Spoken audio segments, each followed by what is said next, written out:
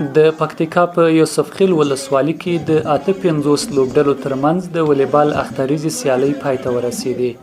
د پکتیکا ولایت په یوسف خیل ولسوالۍ کې د میرویس ولي کټوازي روغتون په مالی ملاتړ د والیبال اختریزې سیالۍ چې د تیر اختر په ورځو کې پیل شوې وې تیر ورځ پای ته ورسېدې. یوه ژمنه کومه چې ما نن اړتیا ولیدله، غواړم چې د یوسف خیل ولسوالۍ لپاره د والیبال یو معیاري میدان جوړ کړه. نو ان شاء الله تعالی د یوسف خیل ولسوالۍ د ولسوال صاحب د ماون صاحب په همکاري د ډاکټر صاحب سیرت په همکاري دا ژمنه به پوره کوو. په دغو سیالیو کې د پکتیکا د بیلابیلو ولسوالیو ترڅنګ د ګاونډیو ولایتونو پکتیا او غزني ټول 58 لوبډلو ګډون کړی و. پایلو به یې تیر ورځ د مرکز شرنې اړوند یاران او یحیی خیل د والیبال لوبډلو ترمنځ د زرګونو مینوالو په حضور کې پای ته ورسېدې. تقریبا 58 لوبډلې چې ولوبېدلې خورا خوندور ټورنمنټ و. د دې ولایت سربیره د غزني او پکتیا ولایتونو لوبډلو هم په دغه ټورنمنټ کې برخه لرله.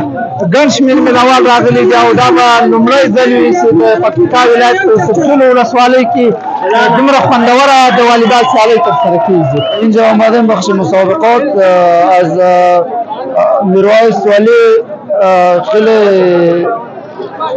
تشکری میکنیم بابت همچون تورنمنت هایی که در ولسوالی یوسف خیل برگزار کرده. تراغلی د پکتیکا یوسف خیل ولسوالی ته کېلو خوندور دی فن او ډېر خلک په فاینل کې خوشاله دي. د پکتیکا د اولمپیک بدني روزنې او سپورت امیر د دغو سیالیو د مالی ملاتړ له امله د میرویس ولي کټوازي روغتون مننه وکړه او وی ویل دا ډول ورزشي پروګرامونه د خلکو ترمنځ د یووالي، ورورولۍ او سالمو بوختیاو په پیاوړتیا کې مهم رول لري او ځوانانو ته د خپلو استعدادونو د څرګندولو ښه فرصت برابروي.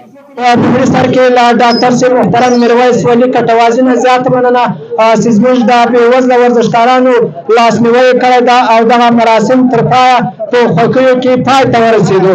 ورزش هغه شی ده چې قوم پرستي ورکوي، ورزش هغه شی ده چې نفاق ورکوي، اتحاد او یووالی رامنځته کوي.